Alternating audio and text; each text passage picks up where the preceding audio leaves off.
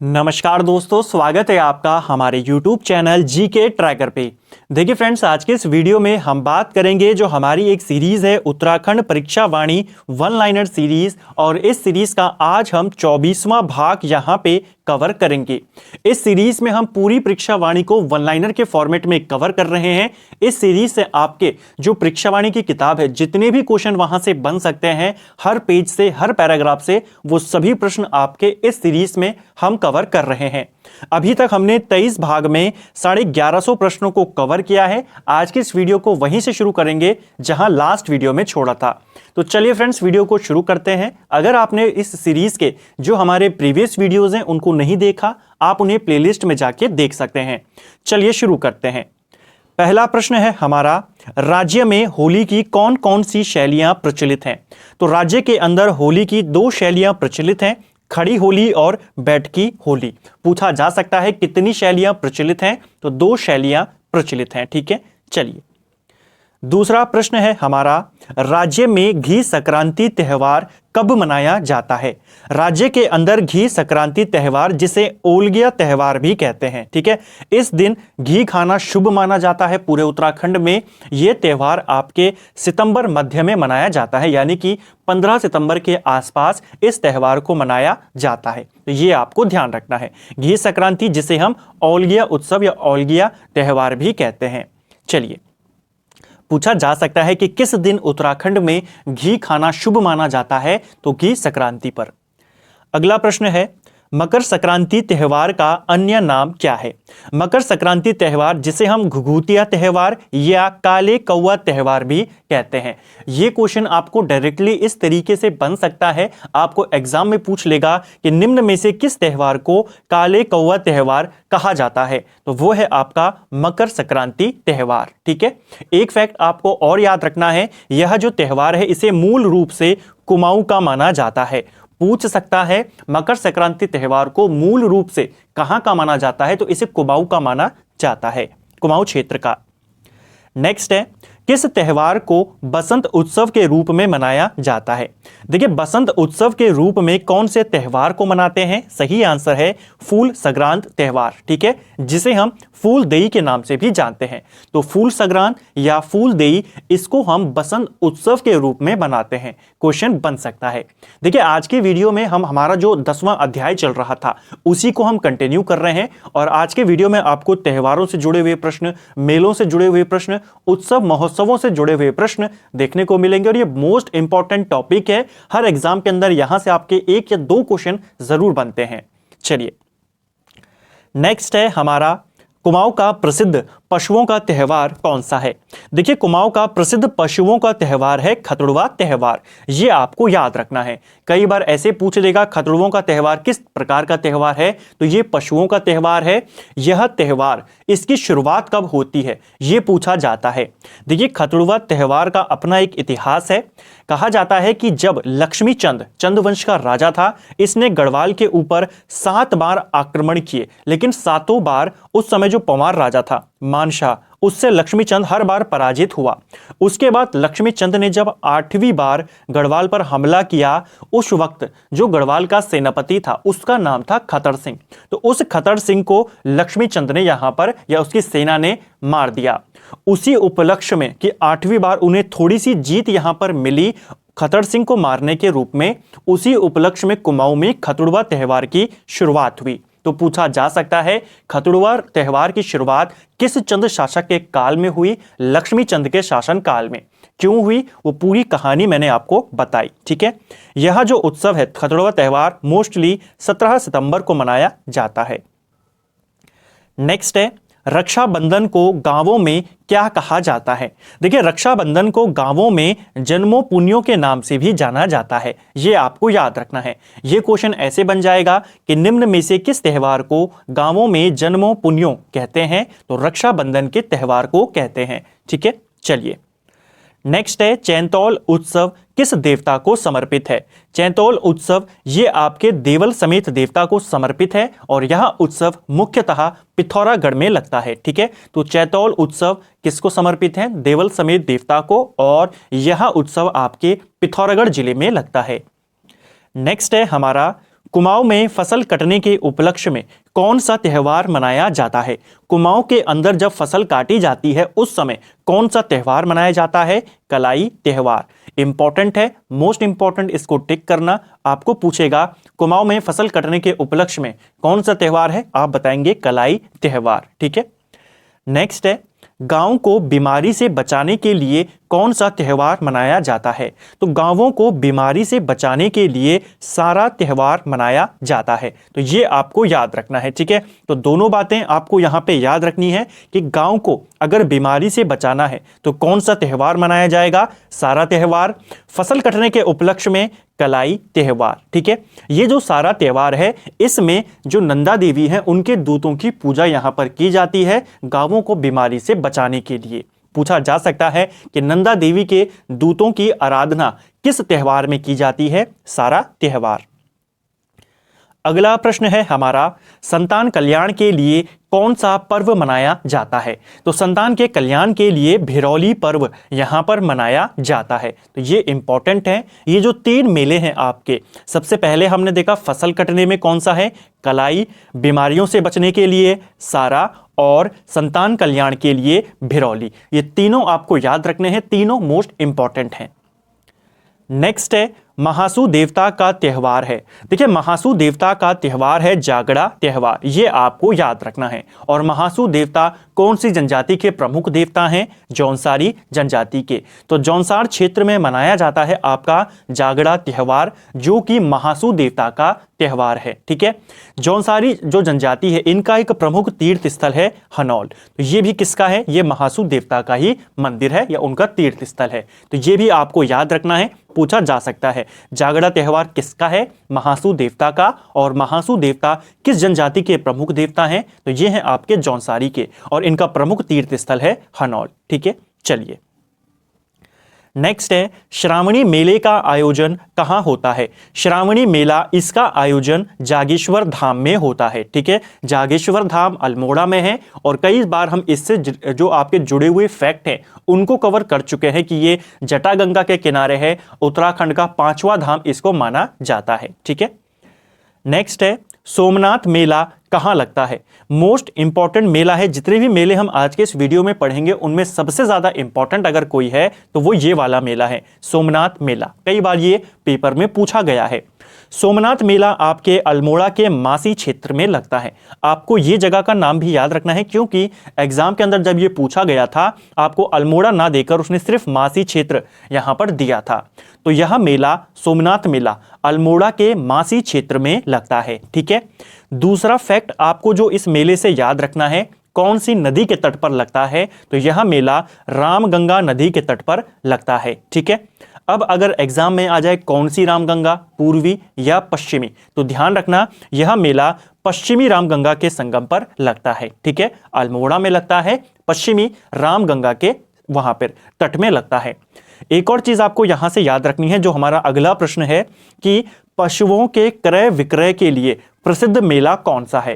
तो यही मेला, सोमनाथ मेला, पशुओं के क्रय विक्रय के लिए काफी प्रसिद्ध है।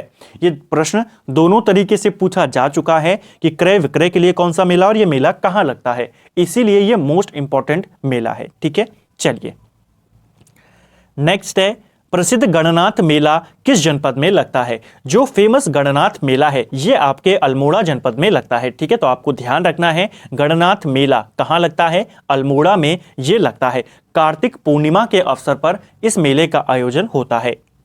नेक्स्ट है, श्यालदे बिखौती मेला कहाँ लगता है? श्यालदे बिखौती मेला ये भी आपके अल्मोड़ा में लगता है। पर्टिकुलर जगह की बात करें तो अल्मोड़ा के द्वारा हाट में इस मेले का आयोजन होता है। ठीक है, तो ये आपको याद रखना है। यह मेला बेसिकली 2 मेलों से मिलकर बना है, श्यालदे और बिखौती मेला। जब इस मेले की शुरुआत होती है तो जो पहला दिन होता है उस दिन लगता है बिखौती मेला। ठीक है, और जो पहली रात आती है उस दिन लगता है श्यालदे मेला। तो आपको ऐसे भी पूछेगा, साथ में पूछ सकता है श्यालदे बिखौती मेला कहाँ लगता है?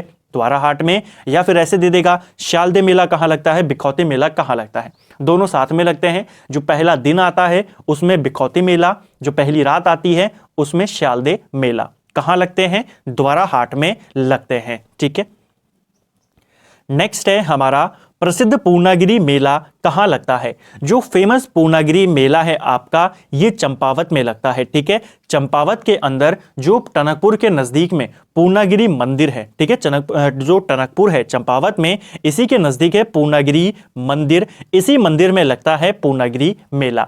यह मंदिर कौन से शिखर पर स्थित है? पूछा जा सकता है। तो अन्नपूर्णा शिखर पर स्थित है आपका पूर्णागिरि मंदिर चंपावत में। ठीक है, तो ये भी आपको ध्यान रखना है, अन्नपूर्णा शिखर पर है।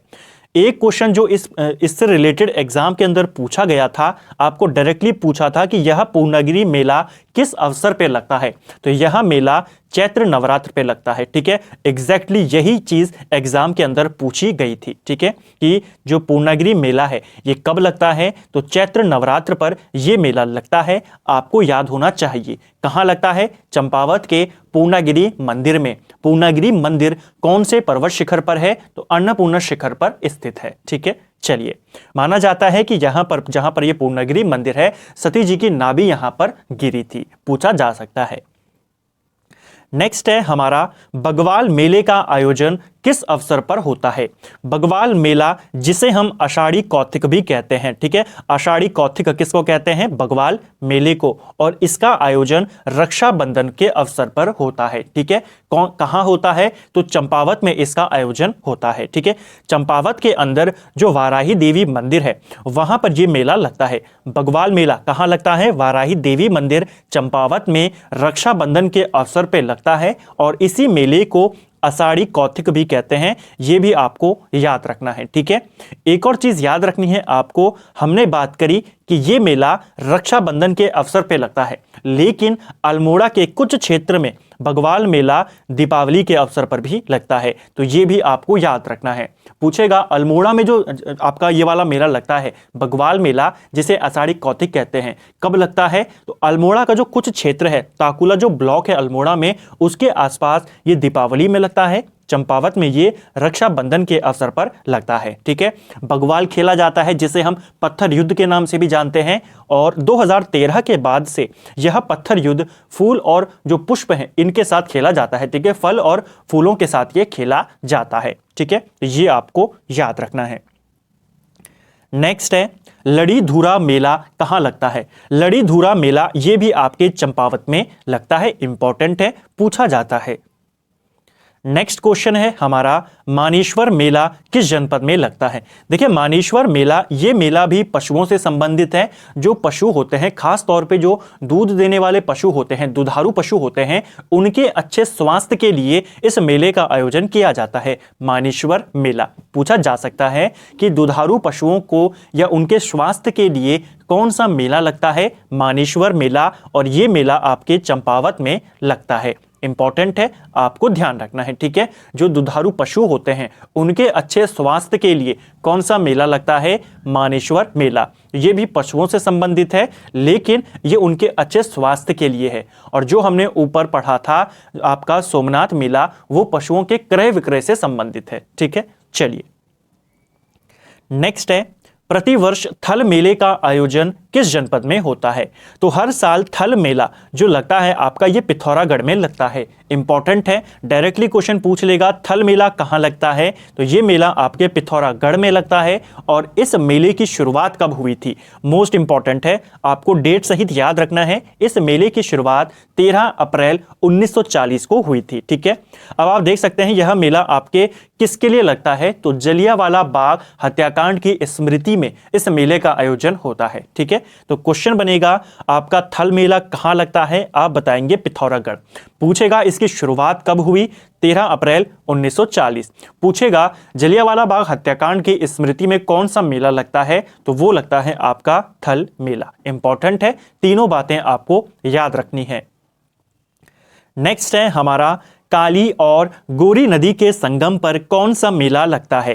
काली नदी और गोरी नदी, जो काली गंगा और गोरी गंगा है, इन दोनों के संगम पर लगता है जौल जीवी मेला। और ये क्वेश्चन 3 से 4 बार आयोग इसको पूछ चुका है, तो मोस्ट रिपीटेड क्वेश्चन है। जौल जीवी मेला कहाँ लगता है? पिथौरागढ़ में। कहाँ पे लगता है? काली और गोरी नदियों के संगम पर। ठीक है, अलग अलग तरीके से घुमा के पूछता है। कभी पूछ लेता है जौलजीबी मेला किस जनपद में लगता है, कहाँ पे लगता है, या जौलजीबी नामक जगह पर किन नदियों का संगम होता है, इस तरीके से पूछ लेता है। तो आपको याद रखना है, ठीक है। अन्य फैक्टों की बात करें, अगर इस मेले से जुड़ी हुई, इस मेले की शुरुआत कब हुई? जौलजीबी मेला, इसकी शुरुआत 1914 में होती है। गजेंद्र बहादुर के द्वारा इस मेले को शुरू किया जाता है, ठीक है, गजेंद्र बहादुर के द्वारा। तो उनका नाम भी याद रखना है। तो कुछ बातें जो फिर से रिपीट करते हैं, देखिए, जौलजीबी मेला पिथौरागढ़ में लगता है। दूसरी बात, जौलजीबी मेला काली और गोरी नदियों के संगम पे लगता है। तीसरा, इसकी शुरुआत 1914 में हुई और इसको गजेंद्र बहादुर के द्वारा शुरू किया गया था, ठीक है। चलिए नेक्स्ट है, किस देवी को चंदवंश की कुल देवी माना जाता है? चंदवंश की कुल देवी माना जाता है बालासुंदरी देवी को, ये आपको याद रखना है, ठीक है। बालासुंदरी देवी का प्रसिद्ध मंदिर कहां पर है? हमने प्रीवियस वीडियोस में भी देखा था, काशीपुर में। जो उज्जैनी देवी मंदिर हैं उन्हें ही बालासुंदरी देवी मंदिर कहा जाता है, बालासुंदरी देवी कहा जाता है। और इनका प्रसिद्ध मंदिर कहां है? काशीपुर में। इसी मंदिर में, जो काशीपुर में है, इनका बालासुंदरी देवी जी का मंदिर है, जो उसी मंदिर में एक प्रसिद्ध मेला लगता है, चैती मेला। पूछा जाता है चैती मेला कहां लगता है, ठीक है, तो आपको यहीं पर याद रख लेना है, चैती मेला। यह मेला आपके काशीपुर में बालासुंदरी देवी मंदिर में लगता है।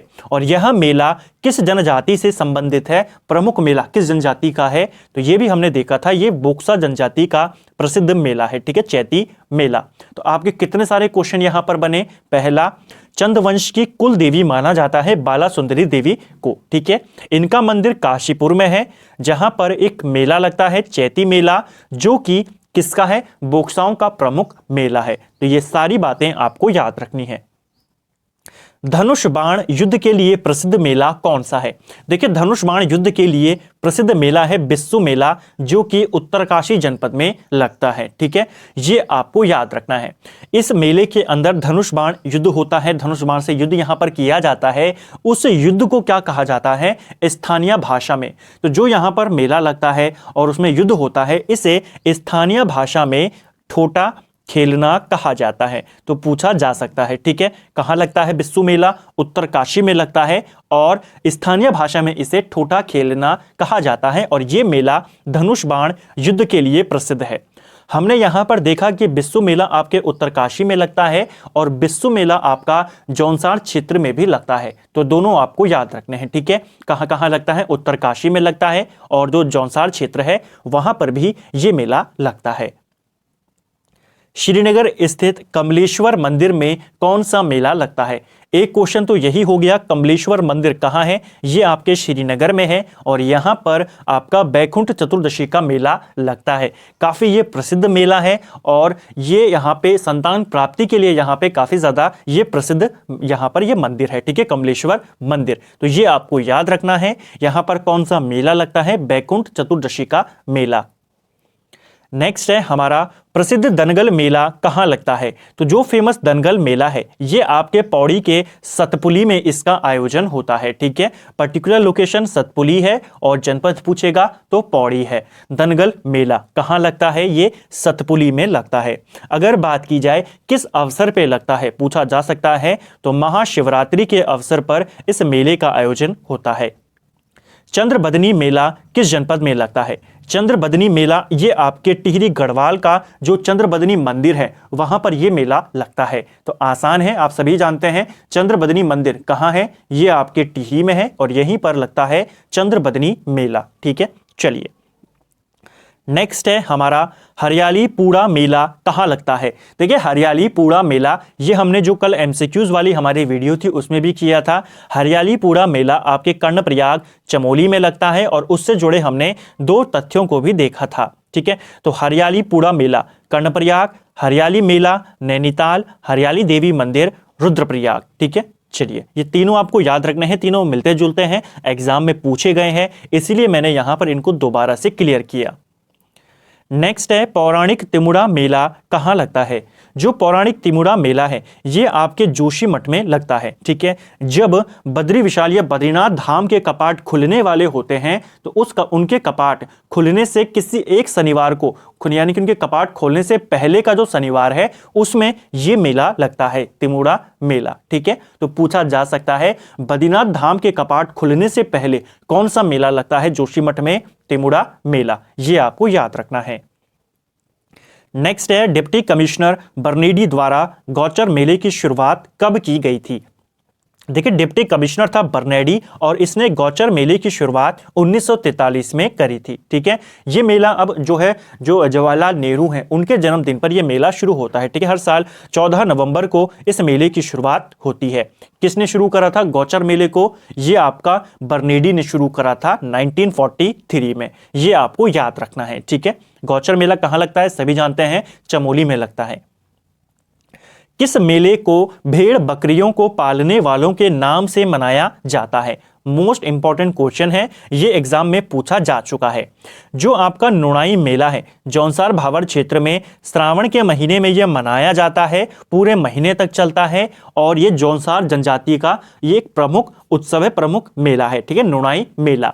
ये मेला हमने यहाँ पर देखा कि जो भेड़ बकरियों के पालने वाले होते हैं उनके नाम से मनाया जाता है। इस मेले को पशु चारकों का उत्सव भी कहते हैं। ठीक है, पशु चारक कौन होंगे? जो पशुओं को चरा रहे हैं, यानी कि उनको पालने वाले। तो ये आपको याद रखना है। क्वेश्चन बना था एग्जाम के अंदर कि किस मेले को पशु चारकों का मेला कहा जाता है, तो वो है आपका नुणाई मेला, जो कि जौनसार क्षेत्र में लगता है। जौनसार जनजातियों का ये एक प्रमुख मेला है। नेक्स्ट है हमारा, टपकेश्वर मेला किस जनपद में लगता है? जो टपकेश्वर मेला है ये आपके देहरादून के टपकेश्वर मंदिर में लगता है। ठीक है, टपकेश्वर मंदिर कहाँ है? देहरादून में है और यहीं पर टपकेश्वर मेला लगता है। नेक्स्ट है, भद्रराज देवता का मेला कहाँ लगता है?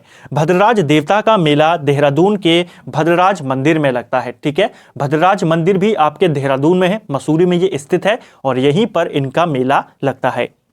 देहरादून का प्रसिद्ध झंडा मेला कब शुरू होता है? देखिए, देहरादून में ही आपका झंडा मेले का आयोजन होता है और झंडा मेला होली के 5वें दिन से इसकी शुरुआत होती है और 15 दिनों तक ये मेला चलता है।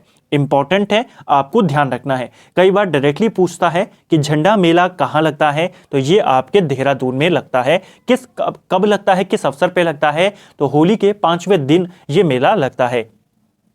इस दिन को कहा जाता है कि यह जो दिन है, होली का जो 5वां दिन होता है, गुरु राम राय की जन्म तिथि इसको माना जाता है, यानी कि उनका जन्म दिवस के अवसर पर यह मेला लगता है।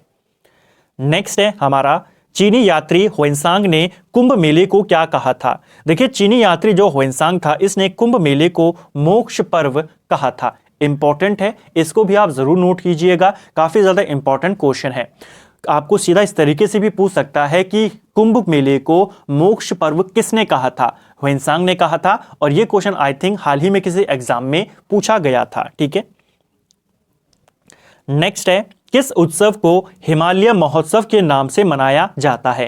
तो कौन सा उत्सव है जिसे हिमालय महोत्सव कहते हैं? सही आंसर है नौटा कौथिक उत्सव। ठीक है, जो नौटा कौथिक है ये आपके चमोली में आदि बद्री में ये मेला लगता है। ठीक है, चमोली के आदि बद्री में लगता है और वहीं पर इसे हिमालय महोत्सव कहते हैं।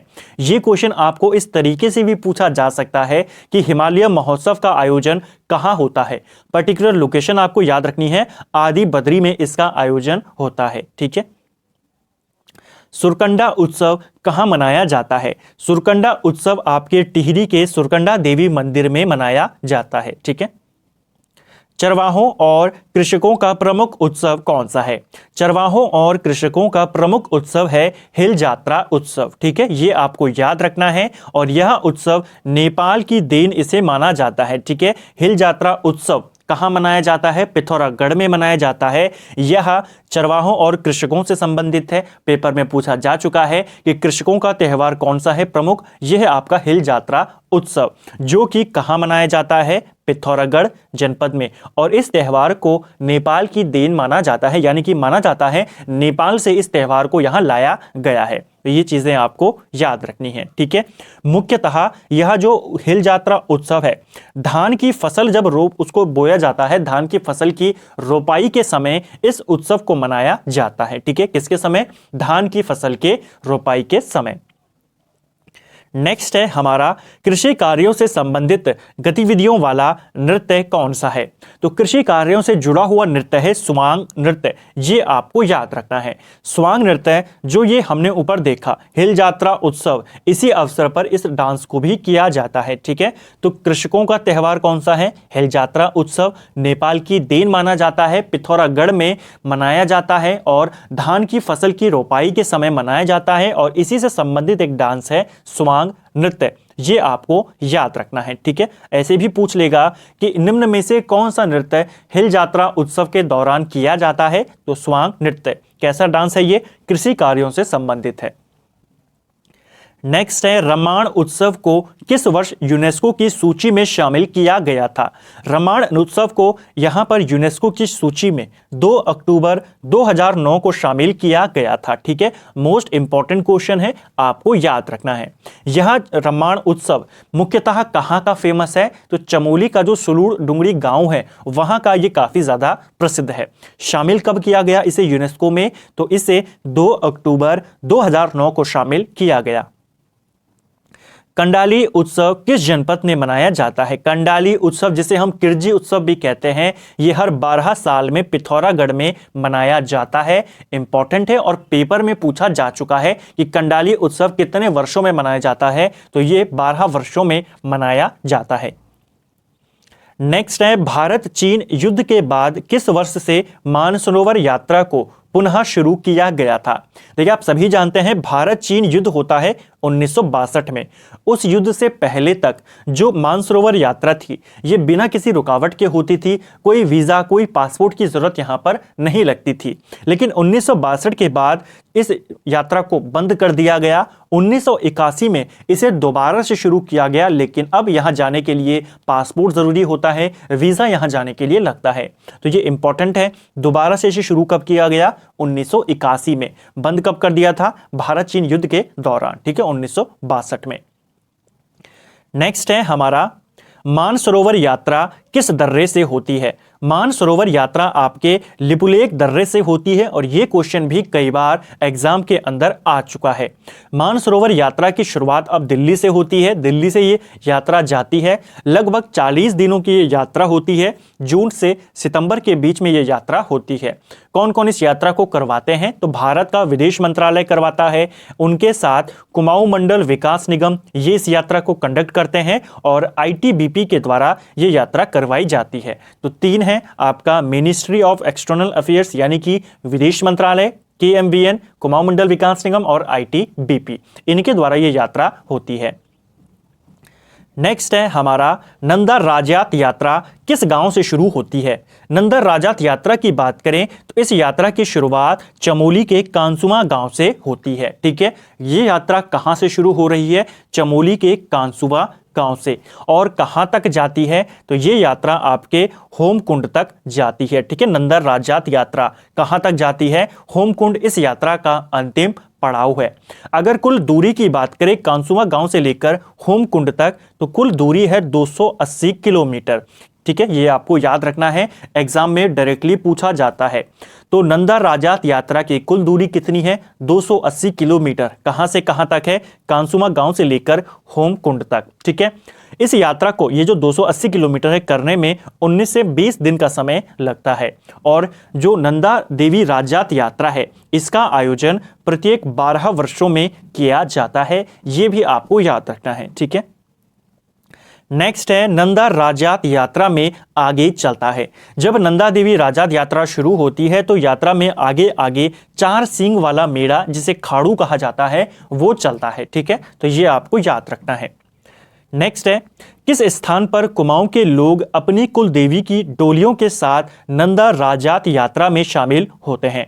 तो कुमाऊं के लोग कहां पर शामिल होते हैं यात्रा में? आपको याद रखना है नंद केसरी, ठीक है। नंदा राजात यात्रा का 10वां पड़ाव का नाम है नंद केसरी और यहीं पर कुमाऊं के लोग यात्रा में शामिल होते हैं अपनी अपनी कुल देवियों के साथ। तो ये आपको याद रखना है, इंपॉर्टेंट है। चलिए, नंदा राजजात यात्रा के मार्ग पर अंतिम गांव कौन सा है? तो देखिए, नंदा राजजात यात्रा के मार्ग में अंतिम गांव है बाण गांव। ठीक है, यहीं पर ये अंतिम ऐसा गांव है जहां पर लोग रहते हैं, जहां पर निवासी हैं, ग्रामीण रहते हैं। इसके आगे कहीं पर भी कोई भी बस्ती देखने को नहीं मिलती है। ठीक है, तो अंतिम गांव कौन सा है? बाण गांव। नेक्स्ट है, नंदा देवी के भारवाहक लाटू देवता किस स्थान से यात्रा में शामिल होते हैं? तो एक क्वेश्चन तो आपका यही बन गया कि नंदा देवी के भारवाहक किन्हें कहा जाता है या किन्हें माना जाता है? तो लाटू देवता को नंदा देवी का भारवाहक माना जाता है। और ये यात्रा में कहां से शामिल होते हैं? तो जो अंतिम गांव है जहां पे लोग रहते हैं, बाण गांव, यहीं से ये यात्रा में शामिल होते हैं। इंपॉर्टेंट है, आपको ध्यान रखना है। नेक्स्ट है हमारा और आज का अंतिम प्रश्न है, नंदा राजजात यात्रा का अंतिम पड़ाव होमकुंड किस पर्वत की तलहटी पर बसा है? तो ये आपका जो होमकुंड है ये आपके त्रिशूल पर्वत की तलहटी में बसा है। ये भी आपको याद रखना है, इंपॉर्टेंट क्वेश्चन है। तो फ्रेंड्स, ये था हमारा उत्तराखंड परीक्षा वाणी वन लाइनर सीरीज का। आज हमने 24वां भाग देखा और 1200 प्रश्नों को हम अभी तक कवर कर चुके हैं।